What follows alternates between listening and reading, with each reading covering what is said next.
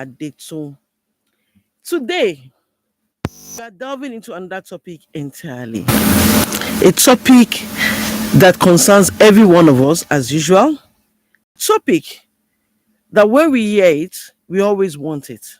At the same time, managing it can be an issue. And what's this topic? We are talking about financial literacy and planning responsible money management. Money is a trust that is an amana from Allah. How we earn, how we spend, and invest is part of our accountability. But before moving on, let's take a nasheed from Zaid Bika titled Islam, the Way of Life. Do you know what Islam is? It's a way of life for all. It is taught in the Quran for big and small. A way of life, a way of life, a way of life, a way of life. Islam is a way of life, a beautiful way. Do you know what Allah says? He says that life's a big, big test. He says that life's a borrowed space, returned upon rest. A way of life, a way of life, a way of life, a way of life. Islam is a way of life, a beautiful way.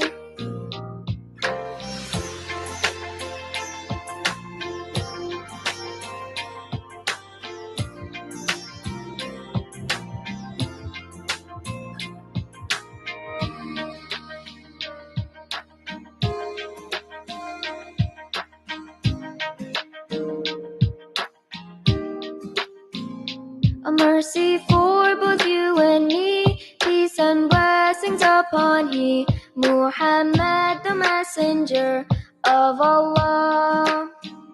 A way of life, a way of life, a way of life, a way of life.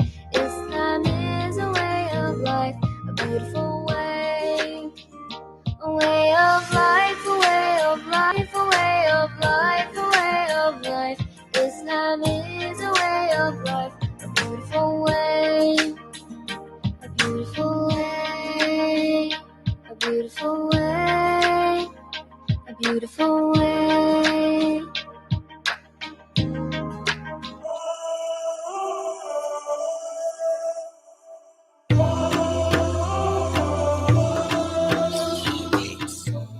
If you're just joining us, you are tuned to Everyday Muslim on 91.7 FM Women Radio.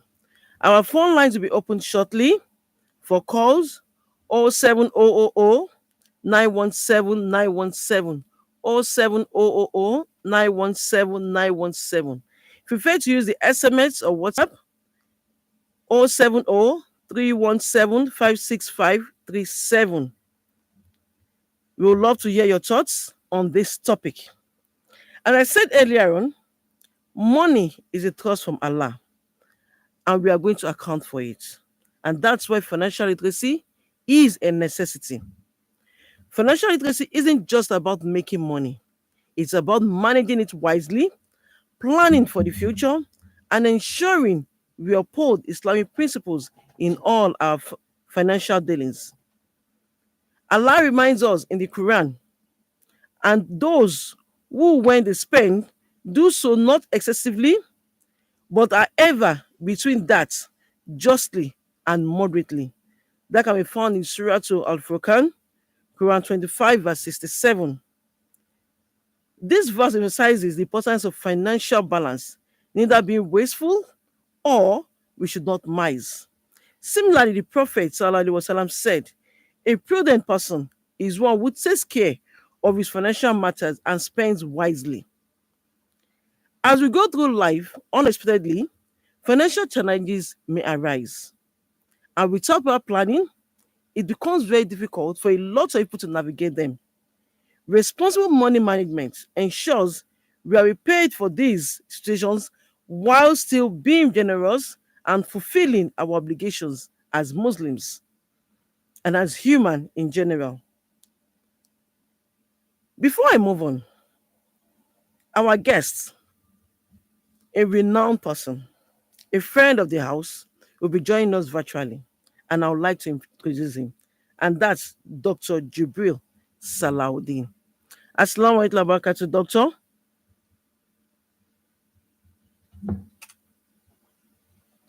Wa alaikum assalam wa rahmatullahi wa barakatuh.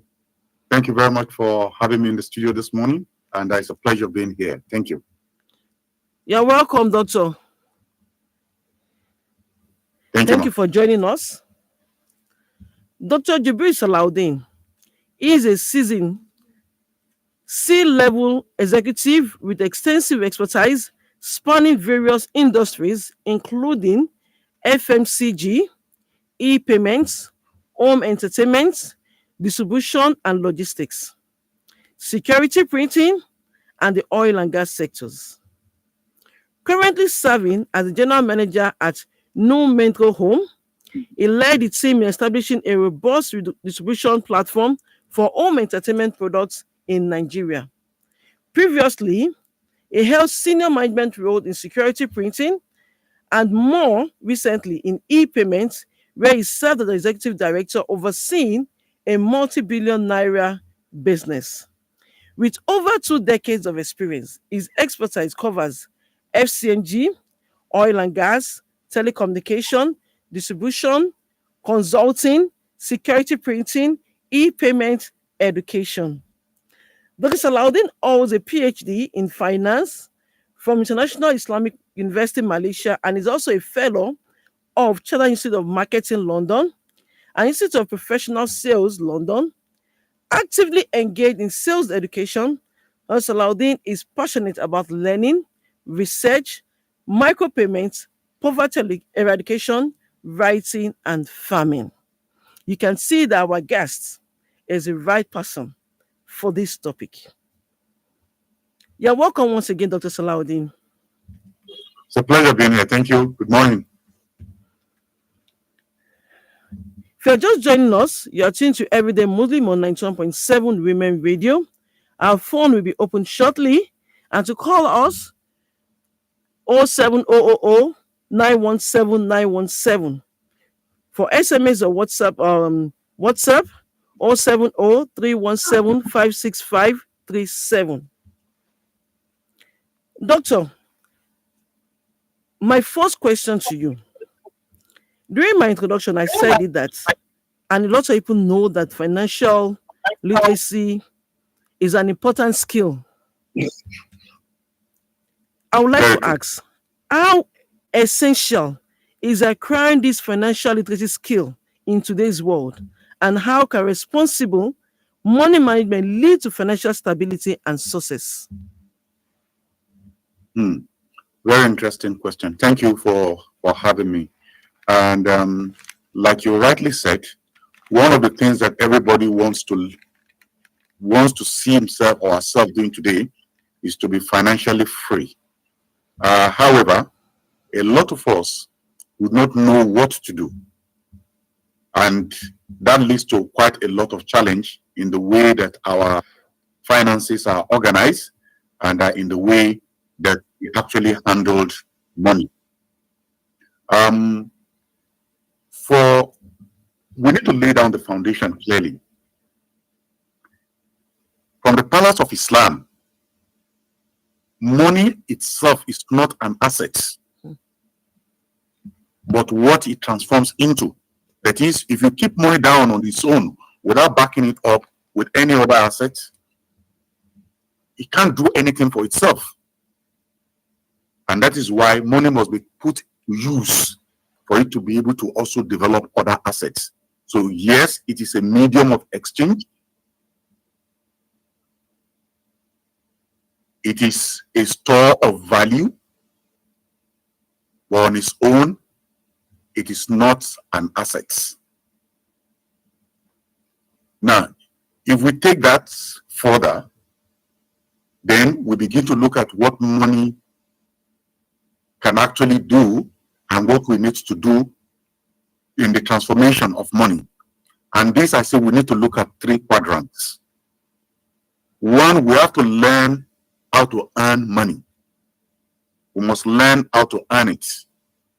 As we go along in the discussion, I will further expand that. How to keep money is another area that we need to also note critically. And the third is how to make this money grow.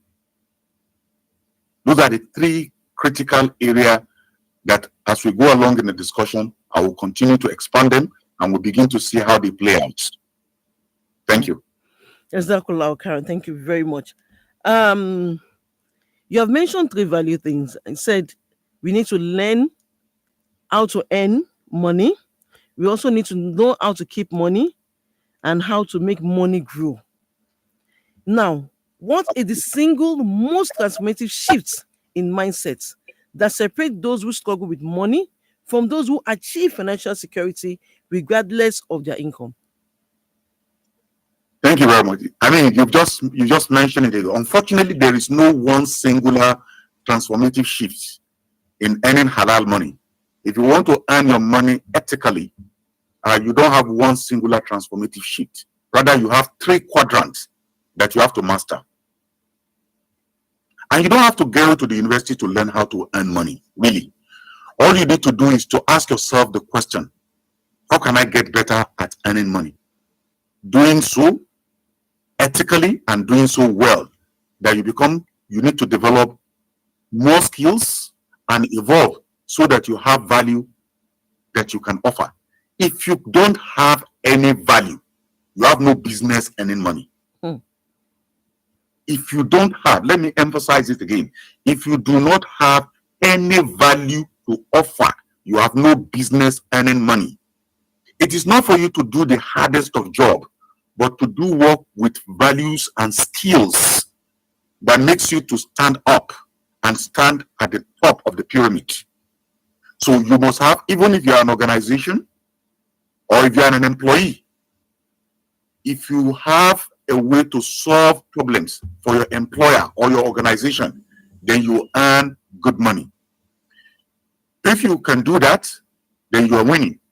Similarly, if you are a business owner, you are an entrepreneur, and you can think of how to add value in the form of product or services, then you reach more people, then you earn money. So it's as simple as that. But if you don't have any value addition that you can bring to the table, then you stop earning money. And as we go along, I will also, throw more light on that. Now, this is why some of the richest people in the world don't retire. One of the things they've learned to master is they've learned to add more value at all times. So you learn to earn money by aligning your work with your passion. The things you do, you must also be happy with it. When you are happy about what you're doing and you are happy with what you're doing, it radiates and people can see it. Now, to keep money, okay, there are people in the world that makes a lot of money, but they end up spending everything because out of wastage and looseness and lack of financial education, they waste all their money instead of them to keep it. So they don't know how to keep it, they waste it. So if you are yet to save money for yourself and for your own sake, one of the things you will take away from this program today is that you will also learn how to keep your money. All right? Much money you make right now, you need to learn how to measure it on a regular basis. So one of the things we recommend is that you need to develop a spreadsheet, either on a computer or even on an exercise book.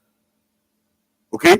And start tracking how much you have coming in and how much your expenses are. Then categorize your expenses based on your rent, your car payment, your transportation, your food, your medicals, your phone bills. See which item is taking most of your money.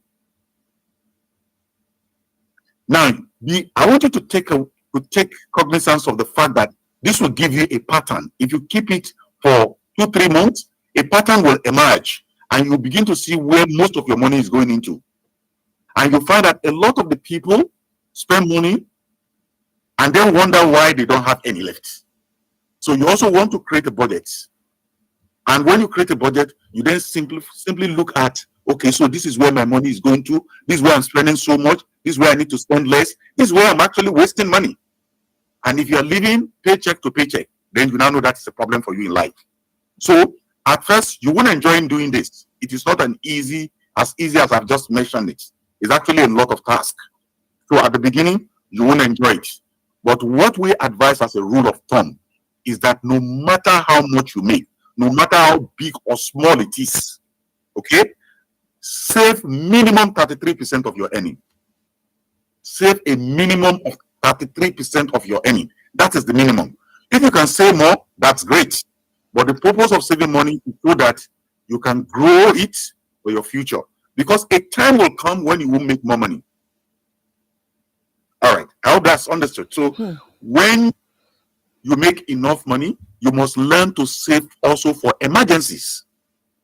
And what I mean by emergency is that your expenses for the next 4 to 6 months, if anything should happen and you stop any money, you must be able to cover yourself for the next 4 to 6 months without you going to beg anybody.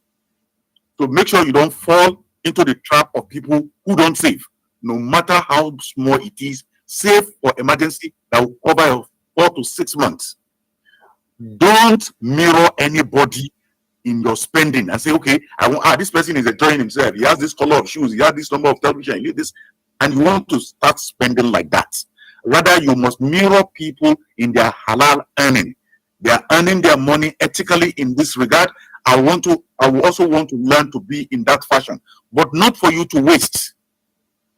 Okay, so you must be able to see that apart from your regular savings, you are able to also cover your expenses in this regard, and you were able to cover your emergencies as well. Let me stop here so that when we go further, I can expand some of the points as well. Thank you. Jazakallah Karen. You mentioned paycheck, and you mentioned that we should try as much as possible to save about 33% of our earnings. But there are some people that still fall into the same financial trap year after year. What are the most critical lessons to be learned and from these mistakes? And how can they be turned into stepping stones for their success? This is interesting. And this is something you see all the time. Okay. You find people who live paycheck to paycheck, and you find them in financial crisis from time to time. Is the same thing that you find in them. It's so unfortunate, but I kid you not, there are more people with this type of problem, and they are everywhere, and this problem persists from time to time. So one of the challenge they have, and people who have this kind of problem, is that they are not able to make good financial decisions. They are not able to make good financial decisions. And when anyone is not able to make a good financial decision, then he runs into problem. The first decision is financial planning. How do I plan my money? If you don't have a plan for your money, you spend without a direction. There's an old Chinese saying that says, if you don't know where you're going, wherever you find yourself is where you are going to. So planning your money, you must plan before you earn the money. And so part of the thing is that you plan what are the things that you need to do. Second is what we look at, the problem of delayed gratification. Delayed gratification or instant gratification. People want to reward themselves now. I have earned my money. I'm the one that did this work. Let me first of all go and use part of this money to go and enjoy myself now. So the now man will always run into the same problem again and again and again. Lack of investment. When you earn money, part of your money will also earn more money for you. So in the financial palace, we say you don't spend your money and you don't spend what is made from your investment. You spend what your made from your investment makes. So you spend the third generation of your investment. That is what you spend. Not that, okay, no, I have 5 million naira in investment. So now I have a profit of 450,000 naira on it. I start spending that 450,000 naira. You will spend what that 450,000 makes. Not the 5 million, not the 400,000, but what that 400,000 makes. That is what you spend. So I've mentioned planning. I've mentioned investment. Delay gratification. Start rewarding yourself instantly. I'll give you an example. Employment. I was a managing director in one of the company. I have this gentleman. Let me just call him K. Okay, and he will come in year after year to come and borrow money for his rent from the company. Every year he will come around, he will come and borrow rent. So after the third year, I asked for the list of how many times he has borrowed based on record from finance. And it was shown that he has been borrowing money in the company to pay his rent for over 9 years. Wow. Every year he will come, he will borrow money, he will pay his rent. The next year, same thing. Round cycle, 9 years consistently. So that particular year he came around and he said, sir, I need to pay my rent. And I said to him, gentlemen, this is the last time. He came in to borrow for the 10th time. I said, this is the last time you're going to borrow. I'm going to give you this money, but from next year, I'm not going to give you a dime. So you have two options. Either you leave this company and go and get another job, or you learn to fix up your financial issues and learn to pay your rent, but we won't borrow you money again. But if you're not comfortable with that, then you can do whatever you want. And I said this intentionally so that I'd make him to start thinking. And he left. He borrowed the money, he left. 2 months into it, he came back into my office and said, sir, you say you're not going to borrow me money again? I said, yes. He said, so how do you want me to survive? I said, I don't know, maybe you go under the bridge of Lagos and go and start living there with your family. But I'm not going to borrow you any money again. To my surprise, this guy came back and he populated his expenses, monthly expenses, on a spreadsheet. And he showed me, said, this is the way I've been spending my money, sir. Do you think I've been wasting money? And I took just one look at it. And I said to him, of course, yes, you have been wasting money. And he said, where? And I pointed at an item for him. I said, do you know that this item, if you take it off your life, and it has no meaning, if you take it off your life and you stop it, okay, you just need 7 months, you cover your rent for a year. And that's all we did. We identified one wastage, we blocked that hole, he kept the money aside, and he never took rent again until I left the company 4 years after. So those they exist in virtually everyone. And as such, when we were even in consulting and we will ask people, that's what we say to them. We say, go and do a honest analysis of your spending. And we're able to see that. I hope that helps. Yes. Thank you very much. And that story, there's a big lesson there, actually. There's a big lesson there, which every one of us, we need to just go back, have a spreadsheet. Even if you don't have if it on your computer, you can just put it down on the paper and see what you have been spending on. Exactly, Karen. If you are just joining us, you are tuned to Everyday Muslim on 91.7 FM, Women Radio. Our phone lines are now open for calls 07000 917 917. For SMS or WhatsApp 070 317 565 37. Doctor, there is something they call money phobia. Can you briefly explain what it is? Interesting. The concept of, when you look at the word itself, the phobia, you know that it is a concept that is mostly used in the medical palace, right? And you also find psychology also using the concept of phobia. They use it a lot, okay? And what you then find is that in the financial palace, we also use the same thing. There are a chromatophobia, which is an extreme fear of money, especially spending it. There are people who have problem spending money. And to some extent, they go to people becoming misers. So it makes them very hard for them to pay bills, to spend money, even when they can afford to. They develop intense fear, anxiety, or panic. Some even have problem when it comes to seeing money, especially in large number, to smell money or to even touch money. They also have anxiety when they even start thinking about money. And these are a bund of different experiences that they've had. Some have anxiety when they are near expensive things like jewelry, cars, artwork, or something like that. They start trembling. Some also have money-related ruminations that cause sweating, shaking, or muscle tension. Some even have panic attack. Okay, so these are phobia that a lot of people have based on different experience that they've had with money. And some, even their family will go hungry and they find it difficult to spend money on them.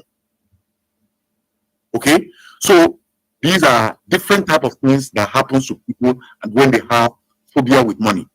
But usually what we advise them to do is that they should look for therapists that will help them with coping strategies.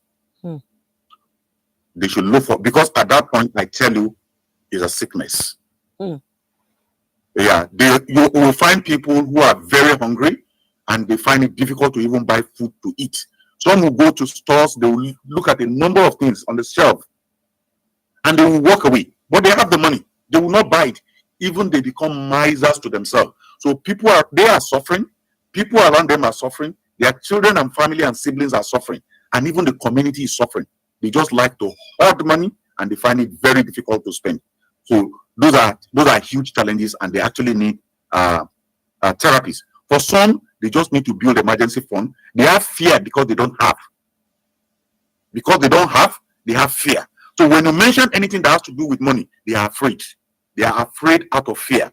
Some have borrowed, and they have borrowed unwisely. So because they borrowed unwisely, they spend money on frivolities. So they also have fears because they can't pay back those money they borrowed. We've seen people who have announced their own obituary because they cannot pay back debts. They print posters and announce their own obituary out of phobia. Okay, so those are challenges with money. Thank you. Thank you very much. With all we have been saying, it's obvious that financial literacy is more than just a number. It is an empowerment. How does understanding money equip individuals to reclaim control over their lives and shape their own destinies? Similar to the question of money phobia, but a bit extensive. Yeah.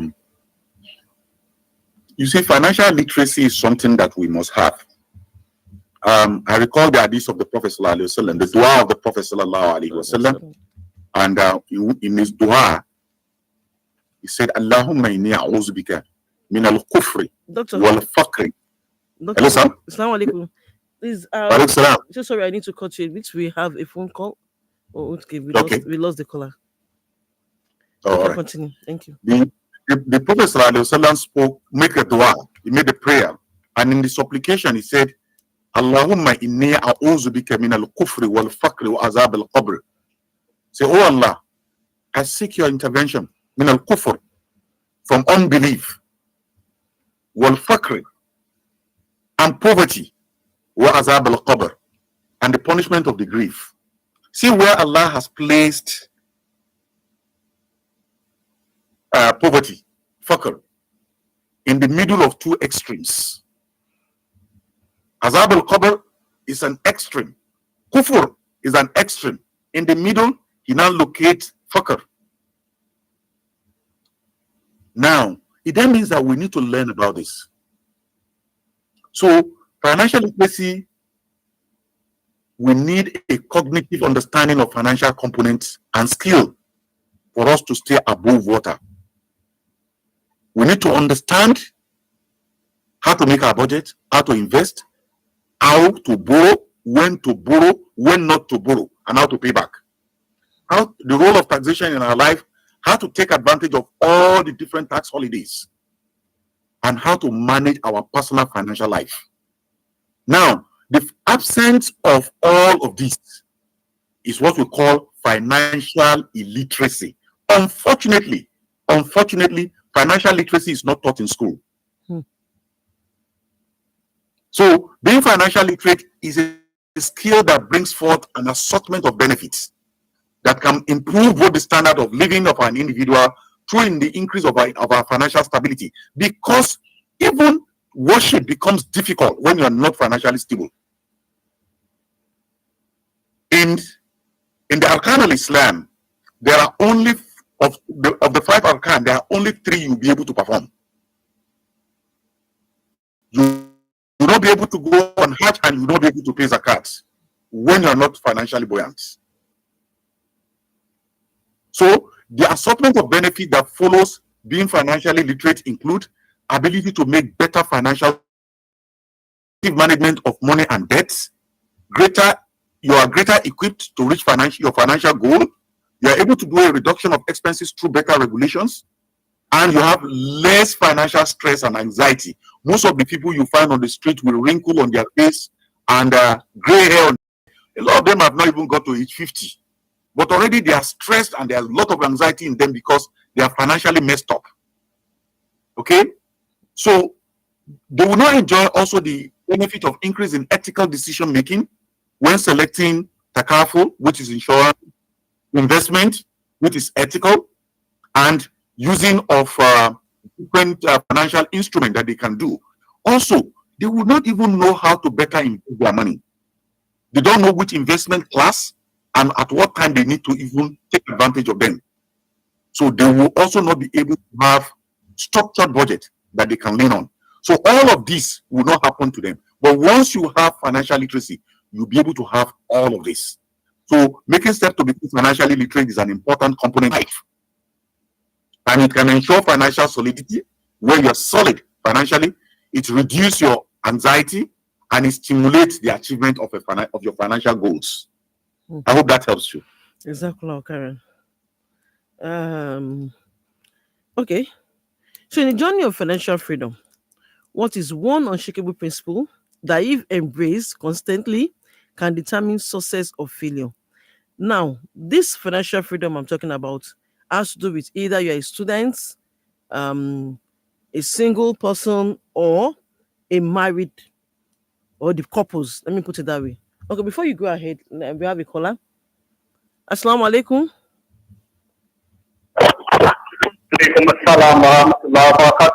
Yeah, good morning. Your name and where are you calling from? Yes, I'm Yusuf Muhammad Yusuf Olamide Parejo. I'm calling from Alakuko, Lagos. You're welcome. I've been listening to our doctor, on financial literacy. I want to ask, in a situation where there is inflation or the economy is not helping people's financial status, maybe the salary is not even enough. It's not for the transportation. Is even taking much. So, let me relate with Nigerian situation now. So people are not earning much. Not that they are not willing to save. So how do we marry this situation with the topic being discussed today? So what are the ways, to resolve to come out of such situations? So that's my question. Zakullah Karen, a very important question. Oh, yeah. Over to you, doctor. Yeah. I didn't get the question. Okay, so he said, looking at the situation in Nigeria today, inflation, Yes. economy, minimum wage, with the topic at hand, the person wants to save, but what they have at hand is not even enough. How can the person manage? You can't have enough if you don't have enough skill to separate you from the pack. That's where we started this discussion from. We started this discussion from, if you want to earn more, you have to have more values. If you have more values, you will earn more. If I'm doing an 8 to 5 job or a 9 to 5 job, and I have my Saturday and Sunday free for myself that I can use to put, and I have other skills that I can deploy within those periods, then I will be earning more money. We know of people who work 8 to 5, and from 7 to 12, they are also doing some other job remotely from other organizations outside of the shore of Nigeria, and they are earning more. So they are earning double income. In some cases, even what they even earn within 7 to 12 or 7 to 11 is more than what they are currently earning locally. So it means they have added more value to themselves and they can earn more. So if you are earning less than can cover your bills, I'm talking of savings, it means you have less value. You need to go and look for a way to increase your value and you can earn more. There are people who run 3 to 4 jobs in this country today and from different parts of the world. And because the world of work has also changed, people have learned to do multiple things to also earn halal income. Thank you. Jazakallah, Karen. You said, I want to pick a question from your answer. That we can have about 3 different jobs so that we can earn more. What about the case? What time? Because somebody can pick up and say that, okay, you said I should go into two or three more jobs so I can earn more. When do I need to rest? What do I do? My weekdays is from 8 to 7 or 8 to 5. I need to go back to my family. My weekend again, I'm out. How do I manage myself when it comes to mental health and finance? You know the people who sleep so much and they rest so much are the people who don't have money. Yeah, because they are always sleeping, they are always resting, they are always complaining, they are always, yeah, that's what they do. Now, when you see people who have financial freedom, you think they are resting, they are always checking their numbers. They are always checking their numbers. People who will not go through their account statement to see whether they've been overcharged by the banks are people who don't have. People who have, they will get somebody to even sit down and check it for them line by line to make sure that they can also save an additional money. And most times, they save more money than what they pay that person that is helping them to choose to check those numbers. So what we do most time is that we want to give ourselves some gratification when we have not earned enough. I'm not saying you will not sleep. You can choose your sleep time between 11 o'clock to 6 o'clock or to 5 o'clock. You can do that. You can also decide not to choose any job. And once you close from work, you're at home at 6, you start sleeping till the next day. No problem. But each of them have its merit and demerits. So it's for us to choose. Thank you very much for that clarity. So back to my question. I said, in the journey of financial freedom, what is the one unshakable principle that, if embraced consistently, can determine success or failure? And I was going to explain that this financial freedom has to do with either you are a student, you are single, or you are married. So what's that one Okay, so principle? the financial requirement of these three classes of people are different. They are not the same. So they don't have a singular underlining factor for the three of them. The financial requirement of a student is for him to pay his school fees, read his book, and eat. That's all. The financial requirement of a single person before he gets married is trying to get some level of clarity about life and what he needs to do before he gets married. Now, once you get married, your expenses pattern also changes immediately. By the time you start having children, your expenses pattern changes again. When you approach your 50s, you have the mid-50 crisis in terms of your finances if you didn't plan your 30s and your 40s. Okay, so you can see that at different time, your requirement in terms of what you earn, what you spend, what you save, and what you invest are different. So let's start with investments. We say that when you start work and you are about 2025 up to 30, those are the time for you to build your stock. If you want to buy that class of assets, you are buying shares. You don't start buying shares in your mid-50s and 60s. Nobody will tell you to do that. Because your investment is a function of your age, your income, and your risk appetite. So as a student, the much money that you're getting are coming from relatives and maybe the side hustle that you have, which is halal. So you are eating and you're subsidizing whatever you're being given as stipend from home. Also, in other jurisdictions, nobody goes to school from age 1 to age 25. It's only in Nigeria you find those kind of things. In most jurisdictions, they make you to break within academics and work, so you begin to value money. But for us, we just sponsor these children to school from age 1 to 25. We don't do anything. So they don't have any regard for money and they don't have direction when money comes in. And in some homes too, money is not taught. Financing is not taught as a lesson. So people don't know. So that requirement is different. Now, when you after work, after school, and you now have a work, either you work for yourself or you have a paid job. Thank God most of the paid jobs are disappearing. So people will learn to work for themselves more. So at that point, your financial requirement takes a second phase in life. At that point, you are trying to build the base for yourself, which we call the foundation. So at that point, you're putting different portfolios together. At that point, you need an expert who will help you with your future portfolio planning.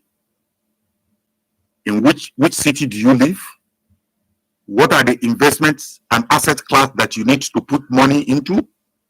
We will tell you to have less cash around your surrounding, because that is when all the joys and the flavor looks good to you.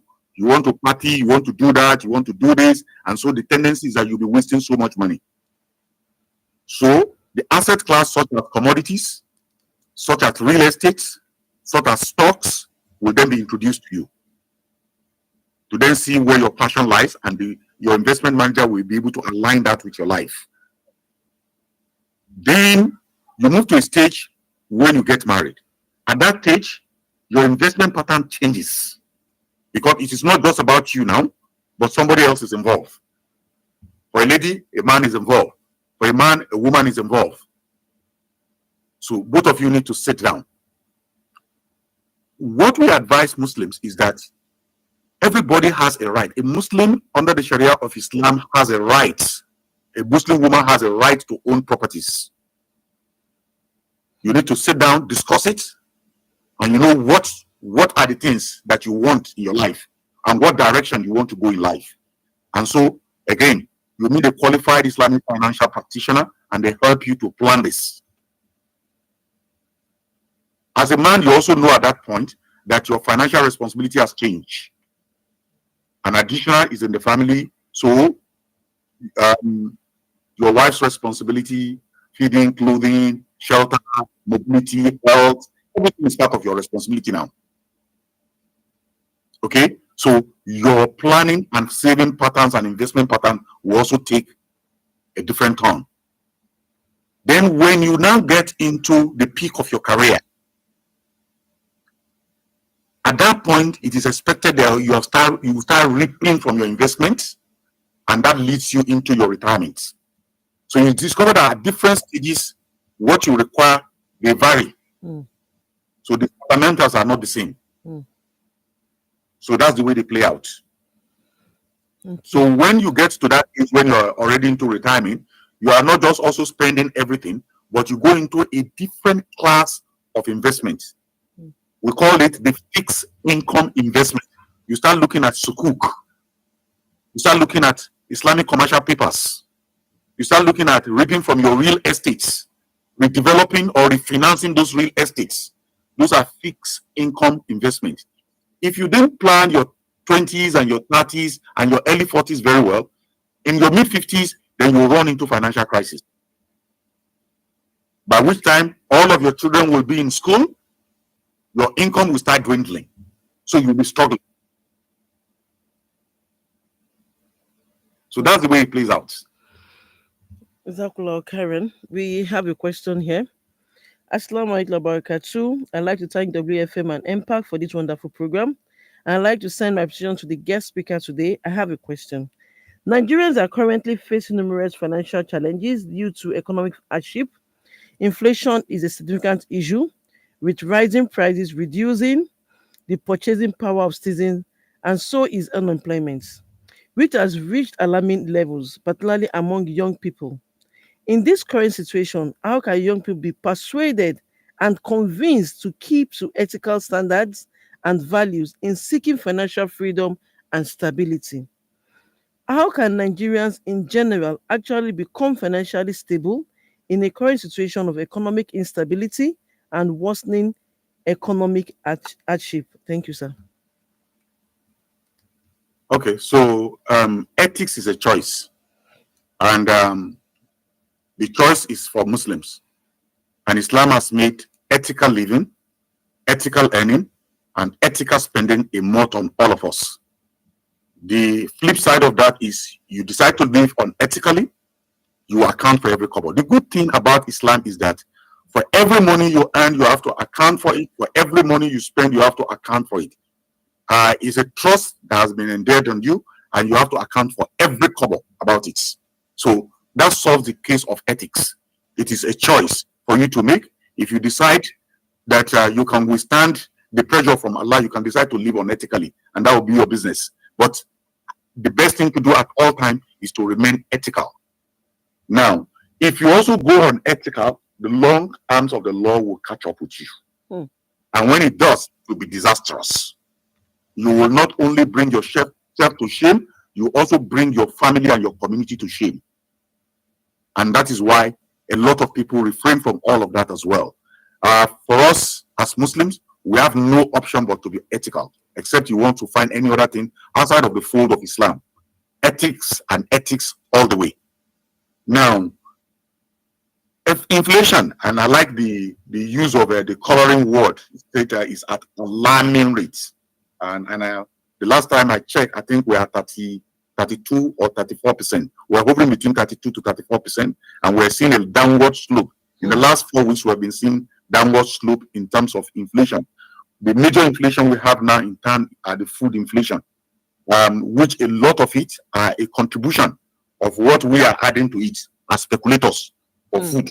A lot of the food are not as expensive as we are trying to kill ourselves on it. Everybody is just adding so that we continue to kill ourselves. And for as long as we want to live unethically, we'll continue to suffer. That is as straightforward as that. But one of the things you do is that at all time, that word inflation is always there. And government will always battle with inflation at different ends. The whole world today is going through inflation. I was watching the price of egg in America yesterday on satellite TV, and it has gone up. Even tomatoes has gone up. And so different things accounting for it in different jurisdictions. Now, you need to edge against inflation at all times. One of the ways and weapons you edge. Assalamu alaikum. Okay. Assalamu alaikum. Wa alaikum salam. Okay, we lost you a bit. You can continue. All right, sorry about that. I say one of the things you can use to edge inflation is to use different portfolio of investments. And usually, if you're not an expert in this, you need to consult an expert. And there are experts out there who will teach you how to use your different tools to edge inflations. Because inflation will always be part of us. It can be low, it can be high, but it will always be part of us. As long as you have the global economy, which is not being checked by Islamic fundamentals. So you continue to have different inflation level at different countries, and some are even imported inflations. So they will continue to happen. So you need to edge it, and for you to edge it, you need different instruments, and you need to consult experts for this, who will do a diagnosis of your earning and then be able to recommend the right tools for you. I hope that helps. Yeah, exactly, Karen. I'm sure that our listener too has also gained something from that. My next question, Doctor. Our relationship with money is often dictated not by logic, but by emotion. How can one develop a discipline and mental resilience needed to make wealth-building decisions that can stand the test of time? Do we have a caller? Okay, we have a caller. Assalamu alaikum. Assalamu alaikum. Okay. So as I was saying, our relationship with money is often dictated not by the logic, but by emotion. How can one develop the discipline and mental resilience needed to make wealth-building decisions that can stand the test of time? At the same time, there are some people that they have the value, but because from your profile, you're also into marketing, but the person cannot market themselves properly. How can you merge both of them together? Okay, so first of all, is for anything, for any skill that you have, you are the number one salesman of that skill. Nobody is going to help you to sell it. Everybody is trying to sell theirs, so you must learn to sell it. Selling is not something that a lot of us are actually born with. Nobody is born with it. So we all acquire it. And what we say to people is that if you don't know how to sell your skill, please come and learn so that we can teach you how to sell it, how to sell your skill. We'll be able to identify which is your core skills, and we'll say, okay, so this is how you go better to sell it. Let me give you an instance. I can be the best photographer in the world. If I don't know how to market myself as a photographer, there is no way I will earn from photography. I must learn how to go put myself out there and tell people that I am a photographer. If I don't get to do that, then it becomes a problem for me. But now, taking from that again, we spoke about the issue of emotion. You see, to be successful with anything in life, we have to be careful and put our emotion into check and begin to face some hard facts. I've seen people who are very emotional when it comes to buying. We call them impulse buyer. Whatever they see that they're happy with, they just buy, even when they don't need it. Supermarket love those people. Supermarket, they love them. And it's easy. Even when you go into their homes, you know that these are impulse buyer. You see somebody that has 3 television sets, and you ask, can anybody watch 3 television sets? It doesn't make sense. Say, no, you know, I would like to have one in my bedroom. Is your bedroom meant to watch television or for you to sleep? So, impulse buying are built on emotion. And so if we don't put it onto check, it leads us into financial dooms. So what do we need to do? The first thing you need to do is have a budgeted purchase. This is how I want to spend my money in the month of March. So you are guided. 1, 2, 3, 4, 5, 6, 7, 8, 9, 10. That's how you are guided. Secondly, for those who earn less, don't go for expensive brands. Don't go for expensive brands. Okay? You know you're earning less. Why do you want to buy expensive brands? A lot of people also think that buying a car is an investment. It's actually a cost center. So if you have not made so much money in your life, why are you buying expensive cars? Or why are you keeping 2, 4, 5, 6 cars? To do what for you? You can't ride 2 cars at the same time. These are areas where we put in so much money and we actually put a lot of emotion into place and we actually lose a lot of values. So we need to separate our emotion from reality, and one of the ways to do that, like I say, is you have a budget. Then make savings an habit, or make it an expense. Make savings an expense. So when you are budgeting your gari, your fufu, your yam, make savings an item in your budget as well that you must save. So that helps you to take out a lot of emotions out of what you're doing. I hope that helps as well. Yeah, thank you very much.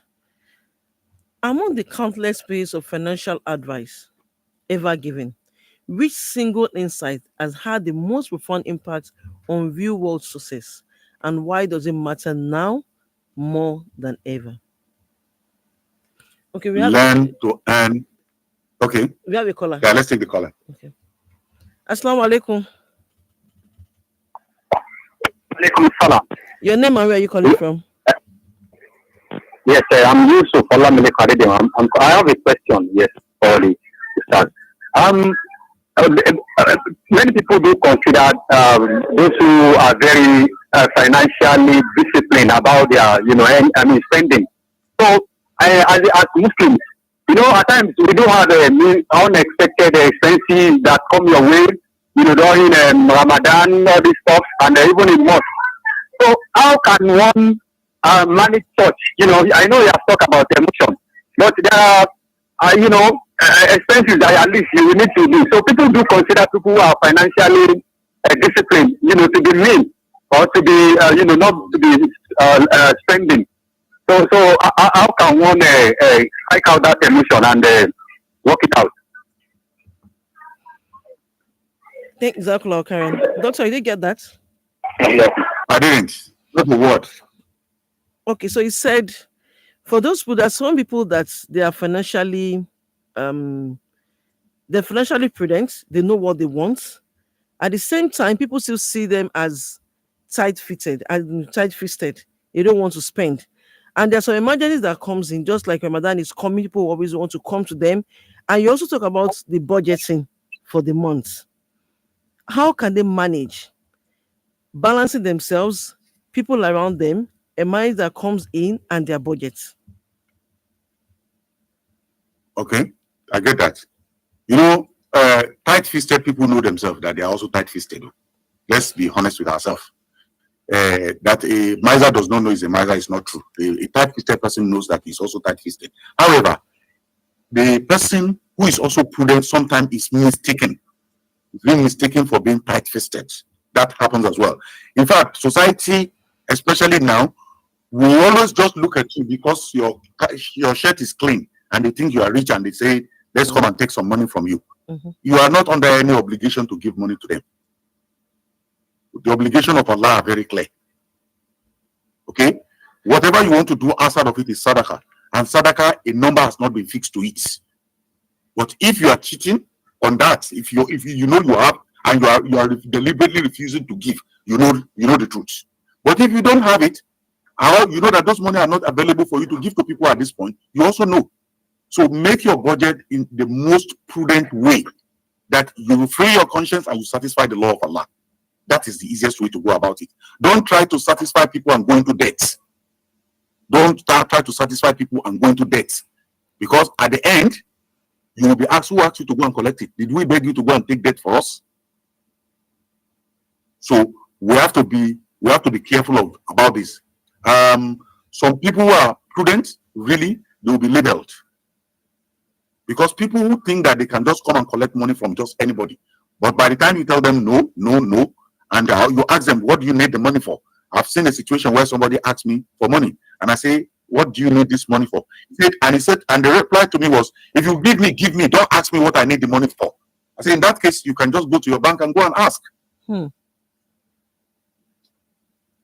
Because even if you want to take the money from the bank will ask you what you need it for.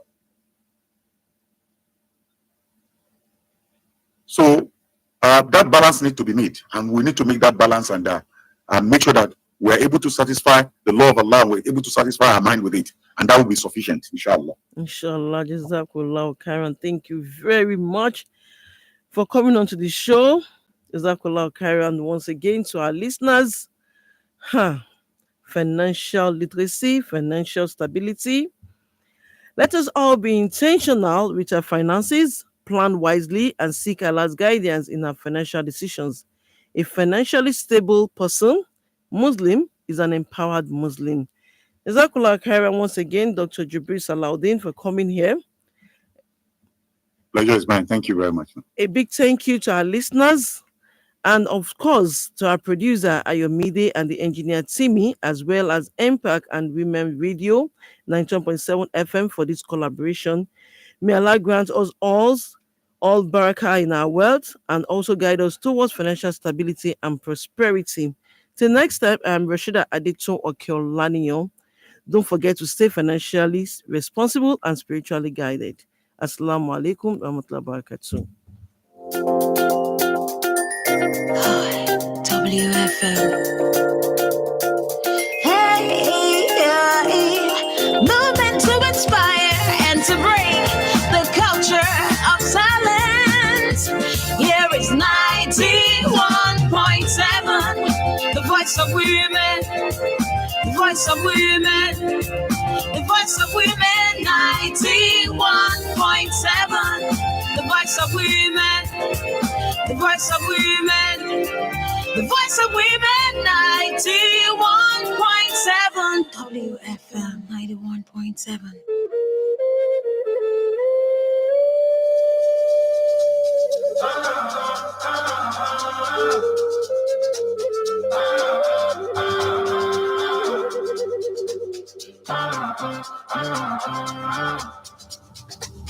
Five boys.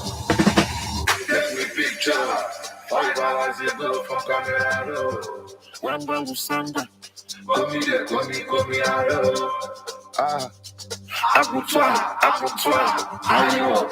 From your friends. Let's just check your DM. Second, you put down. You know you are king. I say, Bunala. I know you are.